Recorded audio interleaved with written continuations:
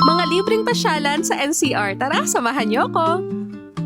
Sumunod sa listahan, itong Arroceros Forest Park. Pagbaba lang mismo ito ng LRT Central Station. Open sila from 7 a.m. to 5 p.m. No entrance fee, magsusulat ka lang sa logbook. Ito nga yung tinagurian nilang Last Lang of Manila. Sa init ng panahon ngayon, ang sarap tumambay dito. Malilim at presko ang hangin. Na-enjoy ko ding mag-walking sa buong area. Etong buong park ay 2.2 hectare ang lawak. Napakaraming varieties ng puno at ornamental plants. Narito din ang iba't ibang species ng ibon. Kaya kapag nandyan ka, nature feels talaga. Tahimik at rinig na rinig mo talaga yung huni ng mga ibon. Meron ding koi pond. At ang koi symbolizes perseverance and strength, good luck and prosperity, love and loyalty, transformation and growth, and peace and harmony. Etong area na to, ito yung exhibit center nila. Pwede kang magbasa-basa dyan about sa park. Eto nga pala yung mga bawal sa loob. Madaming basurahan kaya huwag magkakalat. Madami ditong mga upuan kaya masarap tumambay. Mga kasabayan namin dyan, halos mga estudyanteng nagpa-practice ng sayaw. May daanan na nga din pala dito papunta sa Pasig River Esplanade. Sa sobrang dami ng building sa Manila, nakakatuwa lang na na-preserve nila yung area na to. Nature within the city kung baga. Nakaka-relax yung vibe. At kapag nandito ka, gugustuhin mo mag-slow down, magpahinga at magmuni-muni, ma-refresh yung utak sa lahat ng stress at ingay. Share ko din pala na ang linis ng CR nila dito. Sa ganda ng buong place, every corner, ang sarap pag-picture. May map din dito na magiging guide mo sa pag-iikot. At para naman sa mga gustong magkape or magmerienda, may coffee shop dito sa exit gate. Ang pangalan, Pick Up sa Gedli.